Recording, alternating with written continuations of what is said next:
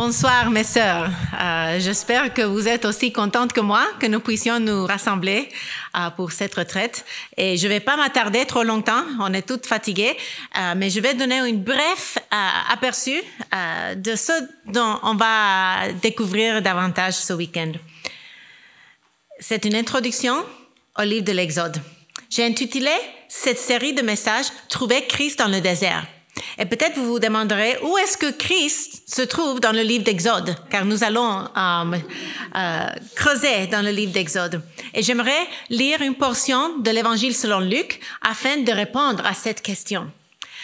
Mais avant de le lire, j'aimerais vous mettre dans le contexte de ce passage.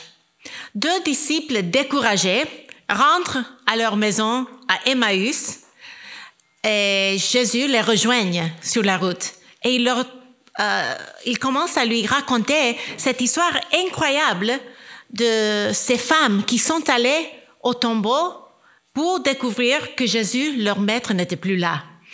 Et 2 anges leur ont apparu et leur ont dit que Jésus était ressuscité et d'aller raconter cette merveilleuse nouvelle aux disciples. Mais c'était trop bonne pour être vraie, cette nouvelle.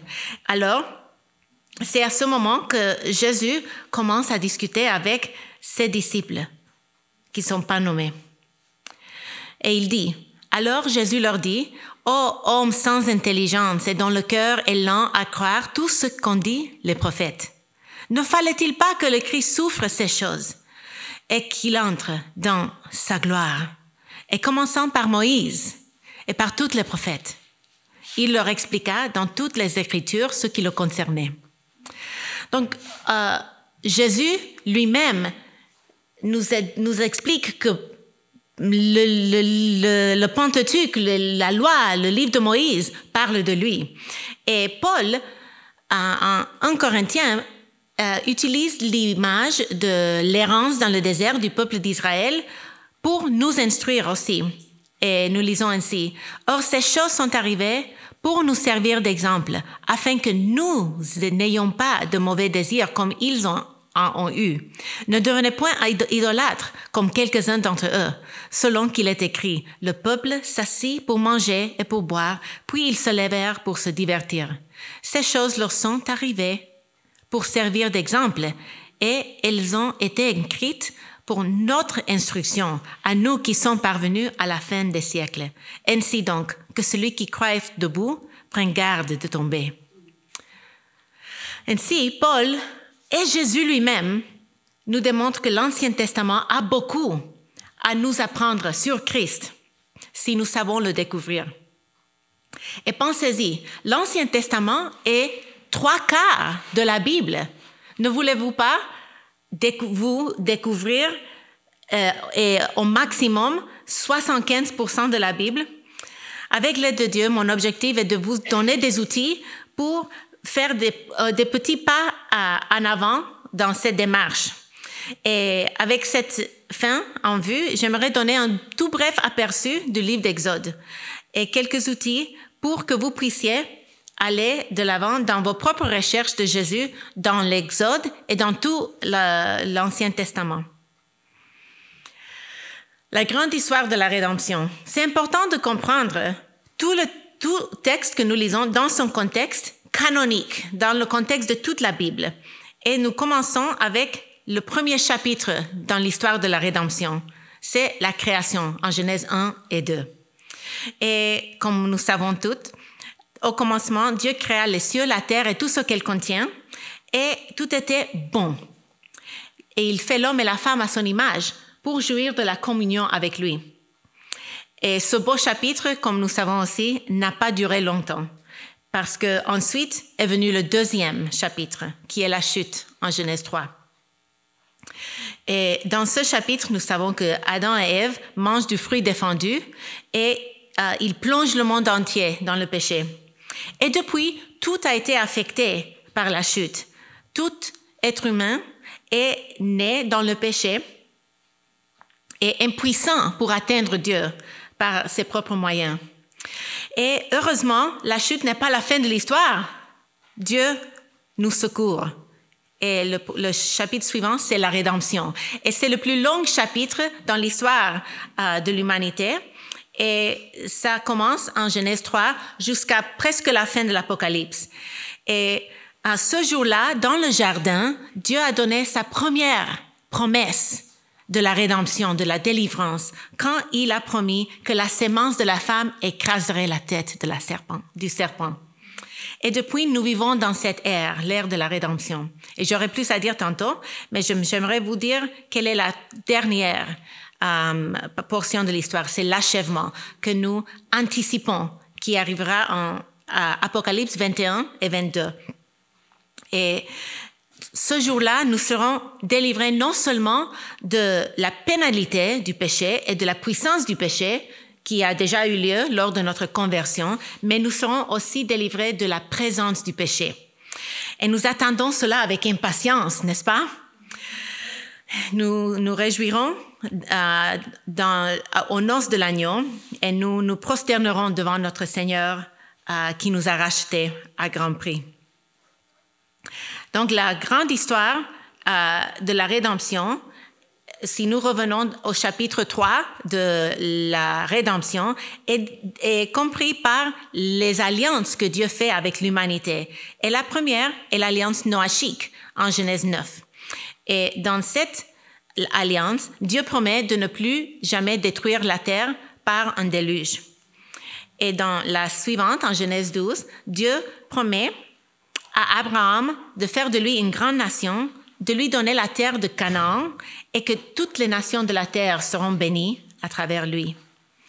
Ensuite est l'alliance mosaïque et en elle, Dieu promet au peuple d'Israël de les bénir s'ils obéissent la loi et de les maudire s'ils se détournent de la loi pour suivre des idoles. Ensuite est l'alliance davidique dans laquelle Dieu promet qu'il y aura un descendant du David qui régnera pour toujours sur le trône de son père David. Et puis la plus grande, la plus merveilleuse de toutes les alliances est la nouvelle alliance qui est promise dans Jérémie 37. Et Jésus nous donne la Sainte Seine en souvenir de son sacrifice. Et il promet qu'il va revenir. Et pourquoi entrer dans tous ces détails? Parce que nous devons interpréter ce que nous lisons en Exode, ce fin de semaine, à la lumière de tout ce qui se passe après. Et ce qui est merveilleux de notre Dieu, c'est que c'est le seul Dieu qui se lie aux êtres humains à travers des promesses, des alliances qui le rend totalement différent, par exemple, au Dieu de l'islam ou bien au Dieu des autres religions qui ne donnent pas une garantie de la vie éternelle. Mais notre Dieu se lie à nous pour que nous puissions être rassurés qu'il tiendra ses promesses. Et nous pouvons maintenant considérer comment la révélation ultérieure au livre de l'Exode nous éclaircit sur ce livre. L'Exode sera un point de référence récurrent pour le peuple de Dieu, tout comme le jour de notre conversion est notre point de référence. Car la délivrance d'Israël dans l'Exode est si grande et la révélation des attributs de Dieu est si extraordinaire que l'Exode devient le thème de nombreuses déclarations sur la personne de Dieu tout au long de l'histoire de la rédemption. Par exemple, Exode 34, versets 6 à 7 dit « Et l'Éternel passa devant lui et s'écria, « L'Éternel, l'Éternel, Dieu miséricordieux et compatissant, lent à la colère, riche en bonté et en fidélité, qui conserve son amour jusqu'à 1000 générations, qui pardonne l'iniquité, la rébellion et le péché, mais qui ne tient point le coupable pour innocent. » Ces versets représentent le sommet de la révélation des attributs de Dieu jusqu'à ce point dans la Bible. Et nous voyons qu'ils sont répétés à plusieurs reprises dans l'Écriture. Par exemple, David fait écho à ces versets en Psaume 103. Et le prophète réticent fait mention de ces versets en Jonas 4, verset 2. Et Néhémie en fait référence aussi en Néhémie 9, 17. Et ça continue, je pourrais citer plein d'autres exemples.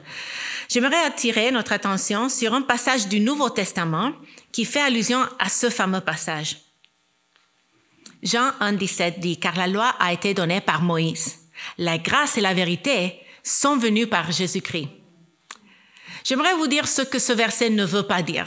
Ce verset ne veut pas dire que la grâce et la vérité étaient absentes dans l'époque de Moïse. Ça ne veut pas dire qu'ils sont venus que en Jésus-Christ.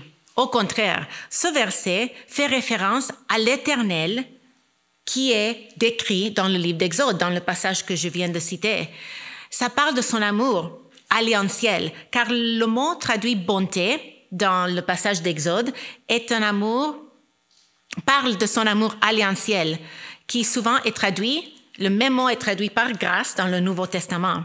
Et le mot fidélité, en Exode 34, et le mot vérité, en Jean 1, 17, c'est le même mot.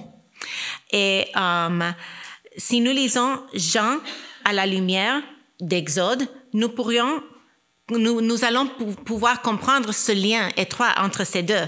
Donc, ce n'est pas que Jésus a introduit la grâce et la vérité, mais c'est une question de degré.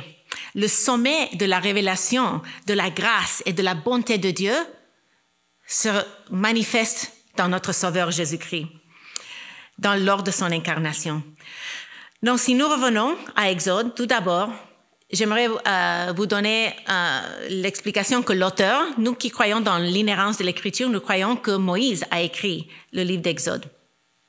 Et Jésus lui-même le croyait, car il a fait référence à la Pentateuque en nommant Moïse comme son auteur.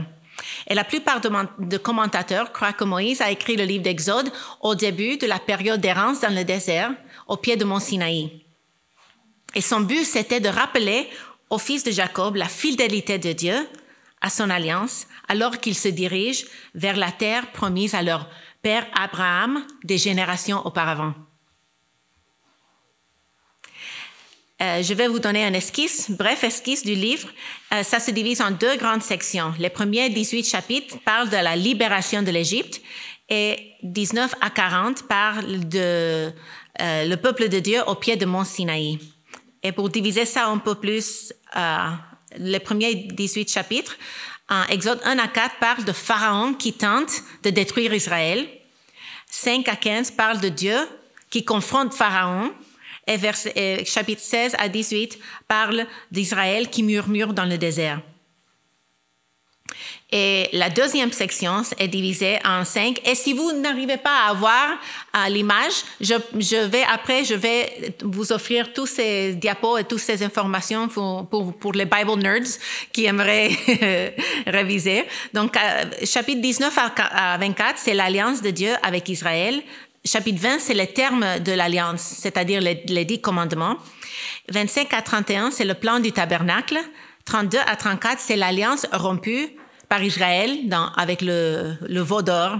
Et 35 à 40, c'est la construction du tabernacle.